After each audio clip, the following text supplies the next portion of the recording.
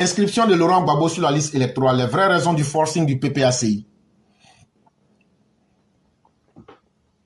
Pourquoi Laurent Gbagbo dit si on ne met pas mon nom sur la liste électorale, on va brûler le pays? Pourquoi Djamena Picasse dit si vous ne mettez pas le nom de Laurent Gbagbo sur la liste là, ce qu'on va faire là, vous allez voir. On a entendu beaucoup de personnes. Si on ne met pas le nom de Laurent Gbagbo là,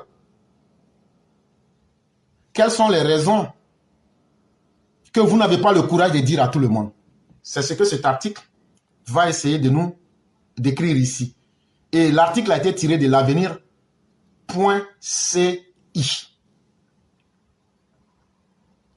Sans Gbagbo, pas d'élection en 2025, clamait il y a encore quelques jours Kwao Justin. Ainsi se résume la logique du forcing dans lequel s'est engagé le parti de Laurent Gbagbo pour que celui-ci soit réintégré sur la liste électorale. Un obstinement dont les motivations sont d'ailleurs que l'amour pour Gbagbo. Ce qu'il faut comprendre là, Laurent Gbagbo là, vous l'aimez tellement, vous aimez tellement Laurent Gbagbo, que pour vous Laurent Gbagbo là, s'il n'est pas sur la liste électorale là, c'est la Côte d'Ivoire qui va mourir. Mais ce qu'on va vous dire là, la Côte d'Ivoire existait avant Laurent Gbagbo, et la Côte d'Ivoire va continuer à exister avant Laurent Gbagbo. C'est pas tout le monde qui aime Laurent Gbagbo. Et donc là, vous, votre amour fou pour Laurent Gbagbo là, si c'est ce qui vous permet de dire qu'on doit violer les lois pour faire plaisir à Laurent Gbagbo, on vous dit, Laurent Gbagbo là, nous là, on le voit comme caca de 7 jours. Pour nous là, c'est une merde. Pour nous là, c'est un inutile. Et donc ne pensez pas que vous, parce que vous aimez Laurent Gbagbo, cette même folie d'aimer Gbagbo là, c'est comme ça aussi que nous on aime Draman. C'est comme ça aussi que nous on aime Draman. Donc là, si chacun doit prendre son amour et puis imposer à la Côte d'Ivoire là, le pays là, ça ne sera pas bien. Hein? Donc là, si c'est pas votre amour pour Gbagbo qui est votre première motivation là, nous on prend vous et votre amour là, et puis on met dans le WC public avec votre Gbagbo et puis on s'en fout de ça. Parce que tu aimes quelqu'un, on doit violer les lois de la République pour la personne. Chacun aime quelqu'un. Si tout le monde doit prendre celui qui l'aime là pour venir violer les lois de la République, là, on se retrouve dans l'état de la sauvagerie. Ça, c'est votre première raison. Mais ça ne regarde que vous. Le président de la CEI, Ibrahim Koulibaly Kuibière, a saisi la tribune à lui offerte par l'Union nationale des journalistes de la Côte d'Ivoire, en abrégé UNJCI, pour revenir sur la polémique autour de la réinscription de Laurent Gbagbo sur la liste électorale. On dit donc, le président de la CEI, le Frotomougou de la loi ivoirienne, il s'appelle Ibrahim Koulibaly Kuibière. On dit qu'il était devant les journalistes, l'association des journalistes qu'on appelle UNJCI, ça veut dire l'Union nationale des journalistes de Côte d'Ivoire. Les gens reviennent toujours sur ces guéguerres-là pour crier. Il dit, avec documents à l'appui, il s'est débattu comme un beau diable pour expliquer aux partisans de Laurent Gbagbo qu'il ne revient pas à la CEI de réintégrer Laurent Gbagbo. Et par ailleurs, Laurent Gbagbo n'est pas le premier à être privé de ses droits civiques et politiques. Et devant les journalistes, il a montré toutes les preuves que ce n'est pas la CEI qui a enlevé Laurent Gbagbo de la liste électorale, c'est la justice. Et la justice a enlevé Laurent Gbagbo parce qu'on dit qu'il a volé l'argent des Ivoiriens, il a fait braquage de la BCAO. Et donc là, ce n'est pas la CEI qui met les gens sur la liste électorale, ce n'est pas la CEI qui enlève les gens. Il a montré tous les documents. Et en plus de ça, il a dit, c'est pas Laurent Gbagbo seul. Mais pourquoi vous vous battez pour Laurent Gbagbo seul et vous ne vous battez pas aussi pour ceux qui ont perdu leurs droits civiques et politiques? Pourquoi c'est Laurent Gbagbo seul? Peine perdue. Mais on dit là, quelqu'un qui fait semblant de dormir là, tu ne peux jamais le réveiller. Donc plus même il explique, pour que les gens comprennent, les gens trouvent qu'il est en train de perdre son temps. Ces démonstrations se sont fracassées contre les oreilles fermées des hommes de Laurent Gbagbo qui continuent d'exiger sa réintégration sur la liste électorale. Plus il parle et plus il donne des raisons. Les gens même trouvent qu'il est en train de perdre son temps. C'est comme tu es en train de laver la tête d'un singe. Si toi tu n'es pas fatigué de laver la tête d'un singe là, parce que ça ne va rien servir, tu as perdu ton savon et tu as perdu ton temps. À la vérité, les barons du PPACI n'ont pas d'autre alternative que Laurent Gbagbo. Et donc, en dehors de l'amour fou et maladif qu'ils ont pour Laurent Gbagbo, et qu'eux prennent Laurent Gbagbo comme un dieu là, il y a une deuxième raison. C'est que sans le nom de Laurent Gbagbo là, il n'y a plus de garçons au PPACI. Sans le nom de Laurent Gbagbo là, ils ne sont rien. Tout ce que vous voyez au PPACI là, si on enlève Laurent Gbagbo, on dit aujourd'hui Laurent Gbagbo est mort là, eux ils sont qui? Ils deviennent rien dans ce pays là. Et donc la deuxième raison qui fait qu'ils sont là, hey, vous n'inquiétez personne. Mais c'est parce que Gbagbo même là, sans Gbagbo là, vous n'êtes rien. Et vous êtes conscient de ça. Et donc là, ça veut dire, votre peur de devenir des inutiles là, des moins que rien là, vous prenez le nom de Gbagbo pour exister. C'est ce que ça veut dire. Ils sont comme victimes d'une sorte d'addiction à Laurent Gbagbo. Ça veut dire, Laurent Gbagbo là, lui il a signé une garantie avec Dieu, il ne doit pas mourir. Il va être éternel comme Melchisedec, le roi de Salem. Mais aujourd'hui, ouais, Melchisedec, je comprends bien l'interprétation. Si on veut être en religion chrétienne, je peux réexpliquer le sens réel de Melchisedec. Mais je prends ici le sens littéral. Montrez-moi une seule personne sur cette terre qui a eu le don de l'éternité. Ça n'existe pas. Donc vous êtes comme des gens qui ont été drogués à la drogue Gbagbo. Vous êtes sous l'effet de la drogue Gbagbo. Et pour vous là, vous êtes devenus comme des alcooliques ou même des addicts à Gbagbo. Quand Gbagbo n'est pas dans quelque chose là, c'est que vous là, vous n'êtes plus là, vous n'êtes rien. Mais nous on s'en fout de ça. Quelqu'un qui a pris drogue Gbagbo, tu es devenu dépendant, tu es dans ton addiction. Mais nous on s'en fout, ça ne nous intéresse pas. Mais la réalité c'est que Laurent Gbagbo ne sera pas sur la liste électorale. Laurent Gbagbo est un criminel et Laurent Gbagbo ne sera pas sur la liste électorale. Donc là, vous êtes en train de vous masturber. Mais nous, ça ne nous intéresse pas. Votre problème, à force de vous être convaincu vous-même que sans Laurent Gbagbo, vous n'êtes rien là, et que Laurent Gbagbo est la voie du salut pour vous là, cela vous rattrape aujourd'hui. Vous n'avez jamais envisagé une autre possibilité en dehors de Laurent Gbagbo. Voilà que ça vous rattrape. Ça veut dire donc que vous êtes une bande d'inutiles et d'incompétents, de personnes qui n'ont rien appris. Et aujourd'hui, vous vous accrochez à la branche morte qu'on appelle Laurent Gbagbo en pensant que vous allez faire peur aux Ivoiriens. Hey, nous on est prêts, on vous attend. Une attitude mentale qu'ils ont résumée dans le slogan Gbagbo ou rien, en abrégé GOR. Ça veut dire vous vous êtes fait un film dans vos têtes. Sans Gbagbo là, vous n'êtes rien. C'est pourquoi vous vous êtes donné le nom Gbagbo ou rien. Effectivement, si Gbagbo n'est pas avec vous, vous n'êtes rien. On comprend ça. Un GOR, c'est quelqu'un sans Gbagbo là, lui, il n'est rien. Mais voilà que ça vous rattrape aujourd'hui. Et vous êtes obligé maintenant de vous entêter à ne jurer que sur Laurent Gbagbo pour 2025. Mais vous avez été victime de votre propre doctrine. Vous avez été victime de vos propres turpitudes. Et donc, à part Laurent Gbagbo, là, il ne peut pas avoir d'autres options. Donc, tous vos cadres qui sont en train de fanfaronner avec des vestes, avec des propos. Donc, vous-même, là, vous criez, mais vous n'êtes rien. Parce que vous avez dit Gbagbo ou rien. Si Gbagbo n'est pas là, c'est que vous tous, là, vous êtes zéro, rien. Et effectivement, c'est ce qui vous rattrape aujourd'hui.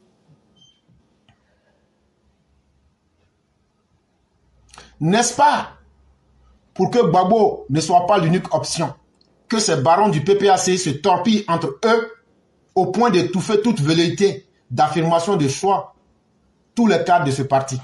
Et tellement vous-même, vous savez, vous ne vous faites pas confiance, vous vous torpillez entre vous pour ne même pas chercher d'alternative parce que sans Gbagbo, vous n'êtes rien. En effet, depuis la création du PPACI, on assiste à une guerre à fleurer mouchetée entre des dignitaires de ce parti. Guerre qui a viré à une guerre des clans. Et c'est une guerre sans merci. De sorte que les cadres comme Don Melo, qui se rêvaient un destin de président dans la perspective de l'après-Gbagbo, ont été torpillés et mis sous le teignoir par des adversaires internes. À bien y voir, c'est l'effet Gbagbo qui fédère tous les hommes aux intérêts divergents. Laurent Gbagbo reste le pilier qui maintient debout l'attelage que constituent ces pontes du PPACI. s'il se met en retraite, tout l'échafaudage s'écroule. Aussi, les dignitaires du PPACI n'envisagent-ils pas une autre option que celle de la candidature de Laurent Gbagbo? C'est la première raison de leur obstination à réclamer sa réintégration sur la liste électorale. Et donc, comme je vous l'ai expliqué, il y a beaucoup de palabres entre eux. Il y a le clan d'Awadon Melo, il y a le clan des Nadi, il y a le clan des Poulets, il y a le clan aussi de ceux-mêmes qui n'ont pas pu faire des choix. Ils sont divisés là-bas. Mais ils sont tous divisés parce que ils veulent toujours maintenir Laurent Gbagbo. Mais Laurent Gbagbo, il ne sera pas éternel. Un jour viendra là. Il ne sera plus là. Et on va bien voir ce que vous serez. La seconde raison qui découle de la première, c'est que toutes ces figures du PPACI ne jurent que par Laurent Gbagbo pour la présidentielle de 2025 parce que conscientes qu'aucune d'elles ne fera le poids en face du candidat Alassane Ouattara. Et aussi, si Alassane Ouattara opposant a battu Laurent Gbagbo, les gens du PPACI se disent, oh, est-ce que c'est nous là, des menus frétins de Laurent Gbagbo là, est-ce que c'est nous on va aller à une élection et puis on va gagner? Ils sont conscients que devant le candidat du RHDP, ils ne peuvent pas gagner. Ils sont conscients de cela. Et donc là, ça veut dire, eux-mêmes ils reconnaissent déjà que même si Gbagbo va aux élections et perd les élections, à plus forte raison, eux. Pourquoi eux vont aller salir leur nom? Tidiane Tchami a fait un choix. Lui, son premier choix, non, je vais être candidat pour qu'on me dise que j'ai posé candidature et puis j'ai compété avec Alassane Ouattara. Là, maintenant, peut-être dans les années à venir, on va dire, bon, c'était celui qui avait fait candidature contre Alassane Ouattara. Lui, c'est pour ça, lui, il va aux élections. Parce que lui-même, il ne sait même pas, comment on fait les élections en Côte d'Ivoire. Ah oui, Chaka ne sait même pas comment on fait les élections en Côte d'Ivoire. Et donc, lui, là, il est en Côte d'Ivoire. Voici ce qu'il disait. Bureau de vote. Ça aussi, c'est une bataille que je mène. Que les résultats soient publiés bureau de vote par bureau de vote. Et je ne vais pas lâcher là-dessus, à la présidentielle.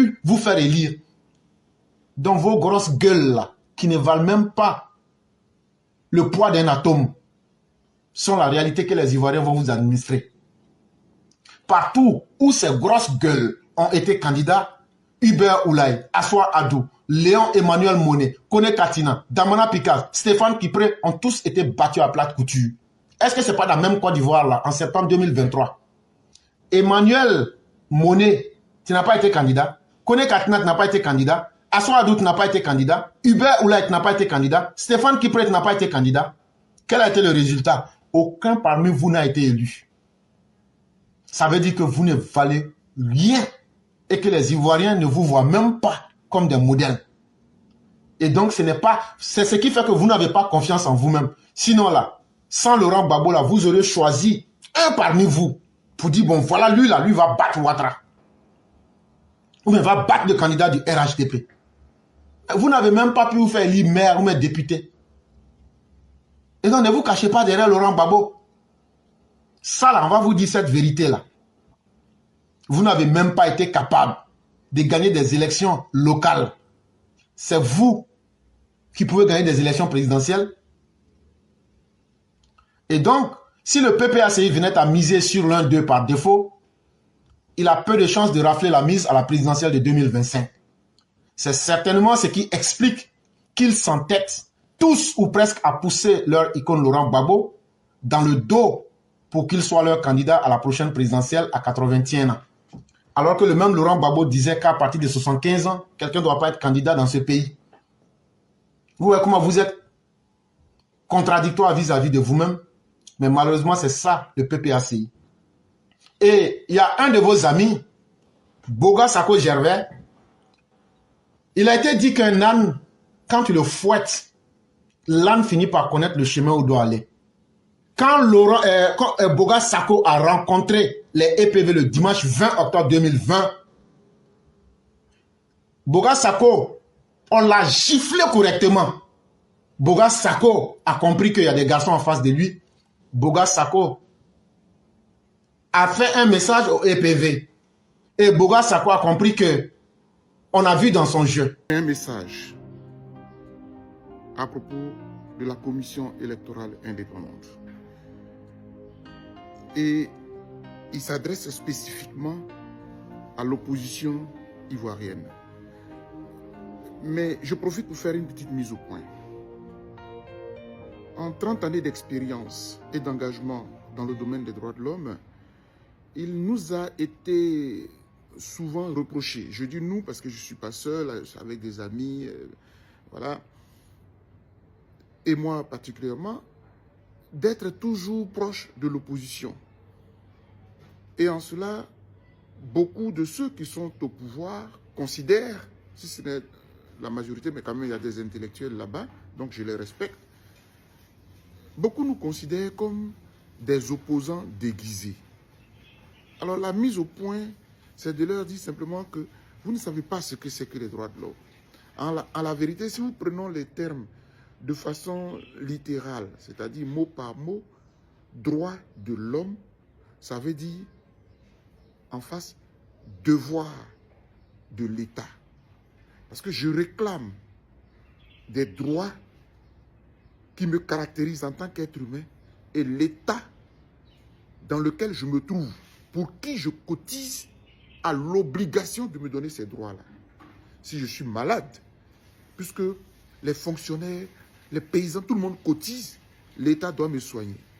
Si je veux aller à l'école, mes enfants veulent aller à l'école, l'État doit créer les conditions pour que voilà. Donc en fait, je vous comprends, mais vous allez souffrir. Et d'ailleurs, c'est un auteur anglais, John Emmerich, qui disait que le pouvoir absolu corrompt absolument. Donc c'est un autre argument que je vous donne.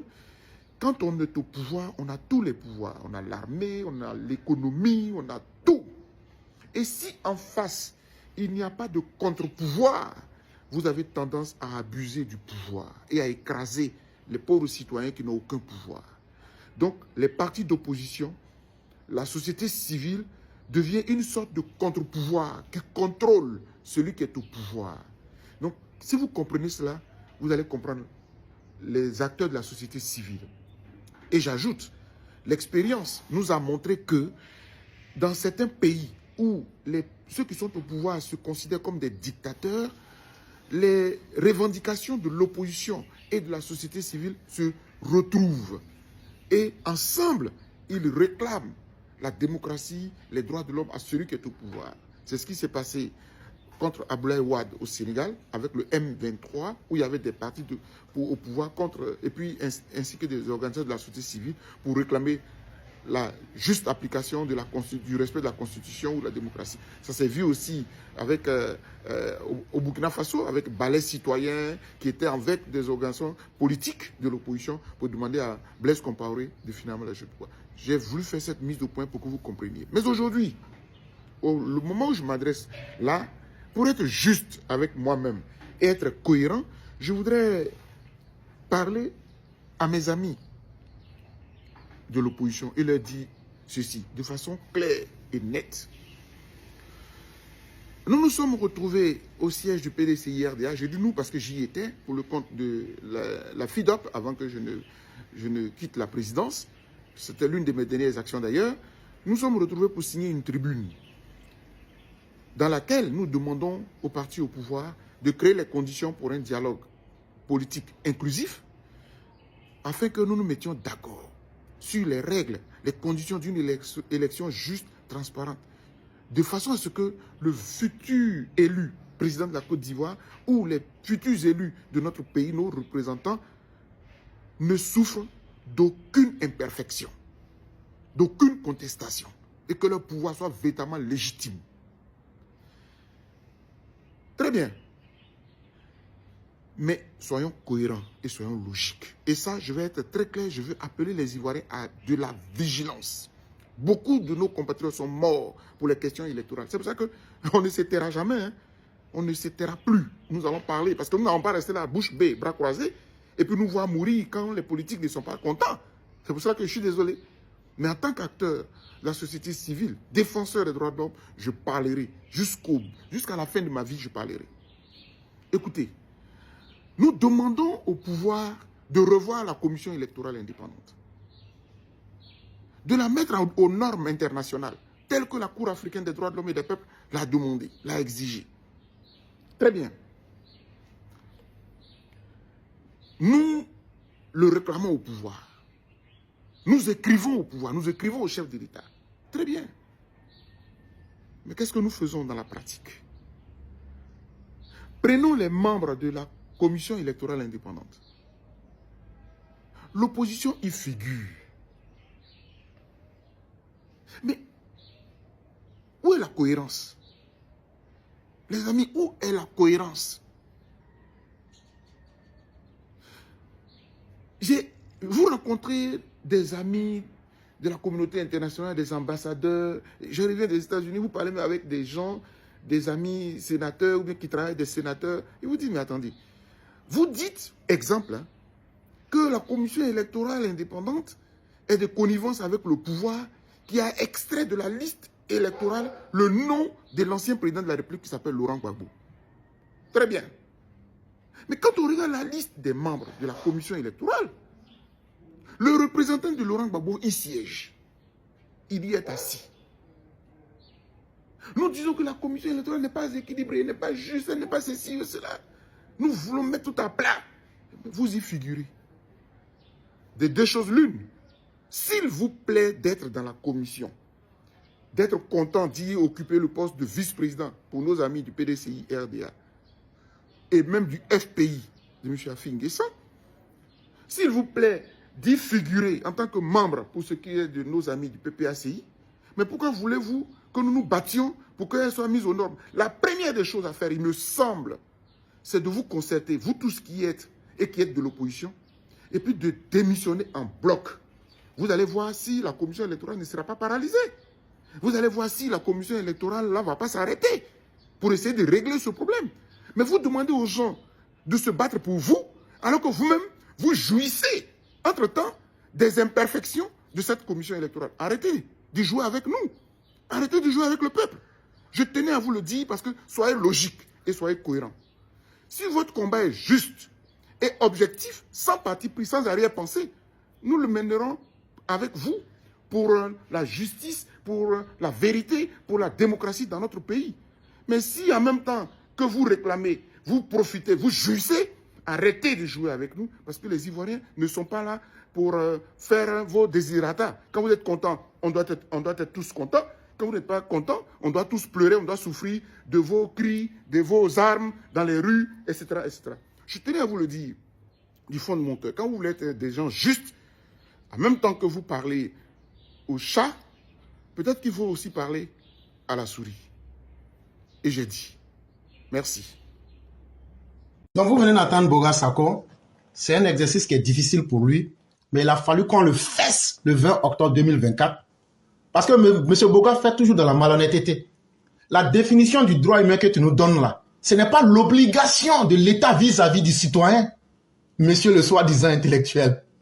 Mais c'est d'abord la capacité de tout être humain à être dans ses droits. On n'a même pas besoin d'un État. On n'a même pas besoin d'une société humaine pour réclamer cela. Monsieur Boga, le droit de l'homme, c'est d'abord la capacité de l'individu à bénéficier de ce qui lui revient naturellement. On va appeler ça le droit naturel. C'est-à-dire là, je suis dans la nature, je dois être capable de vivre selon mon entendement. Si quelqu'un m'empêche parce qu'il viole mes intérêts, c'est que la personne viole mes droits. Ça, c'est dans l'état de nature. Si on se base un peu sur l'auteur français. Mais si on entre maintenant dans une société organisée, le droit de l'homme, c'est la capacité de chacun à pouvoir se respecter. Et ça, c'est d'abord la capacité de dire les choses en vrai, ça veut dire la vérité. On doit traiter tout le monde au même niveau. Ça, il faut être capable de le dire directement avant de faire dans des laisse-broufs. Mais ce qui est intéressant, c'est que tu as compris. Tu as dit qu'il y a des intellectuels. Oh, aujourd'hui, nous sommes devenus des intellectuels maintenant. Nous ne sommes plus des ignorants. Il n'y a pas de problème, nous te disons merci. Troisième chose, tu as parlé aux opposants. Mais ton message caché, c'est un exercice qui est difficile pour toi parce qu'en 30 ans, tu n'avais jamais parlé comme ça. Prenez-moi une déclaration de Boga Sako où il a parlé comme ça pour dire cette vérité-là aux opposants. En 30 ans, tu ne l'as pas fait. Ça veut dire qu'il aurait fallu que des gens comme nous venions pour vous fouetter pour que vous puissiez comprendre. C'est un exercice qui est extrêmement difficile pour toi et ça ne te réussit pas. Mais ce n'est pas grave, tu as essayé au moins. Ça, c'est déjà bien. Mais tu lances un message subliminal. Tu dis aux opposants, notre prochaine étape, il faut qu'on paralyse la CEI. Nous, on comprend ça déjà. Il y a un message subliminal derrière. C'est votre nouvelle stratégie. Mais nous aussi, on a une autre stratégie qu'on va appliquer. Si vous sabotez la CEI, on va dire c'est pas grave. On va déposer ça devant la Cour africaine des droits de l'homme, que vous vous êtes auto-disqualifié. Et pour ne pas mettre la crédibilité des institutions en place, on va dissoudre la CEI et on va confier l'organisation des élections au ministère des Affaires au ministère de l'Intérieur. On a déjà tout prévu. On a déjà tout prévu. Tous les plans que vous allez faire là, nous on a déjà réfléchi sur toutes les questions. Ça veut dire, allez, pour discréditer la CEI, il n'y a pas de problème. Quand ça va se passer comme ça là, votre plan que vous voulez faire là, moi je vous donne ainsi pour nous. Boga, j'ai dit, je serai dans ton sang comme cancer. Ce que tu es en train de dire que vous allez faire là, moi aussi je vous dis ce que nous aussi on va faire. Si, parce que ce que tu dis ça sonne bien pour ceux qui sont des néophytes. Ah non, il est en train de dire ce qu'il dit c'est vrai. Non, il y a un message caché dedans. C'est que eux ils vont saboter la CEI, ils vont demander à tous leurs gars de quitter dedans. Alors que leurs gars ne veulent pas gâter leur mangement. Mais s'ils advenaient qu'ils quittent, il n'y a pas de problème. La CEI va se retrouver maintenant seule avec une couleur unique. Nous aussi, on a notre plan. Et notre plan, là, on ne va pas vous cacher. Dès que vous sortez, nous, on va déposer une motion de constatation devant les institutions nationales, les institutions internationales, pour leur dire, vu que l'opposition ne veut pas s'assumer, et que nous ne pouvons pas être joueurs et arbitres, et que la Côte d'Ivoire n'est pas un pays qui est sous tutelle, on va donc disqualifier l'organe qui avait été demandé par l'opposition parce que l'opposition n'avait plus confiance en la CEI. Et donc, comme de la même manière qu'ils disent que les élections se sont très bien passées au Sénégal, on va être... au Sénégal, c'est le ministère de l'Intérieur qu'ils ont utilisé pour faire les élections. On va donc utiliser le ministère de l'Intérieur pour organiser de très belles élections.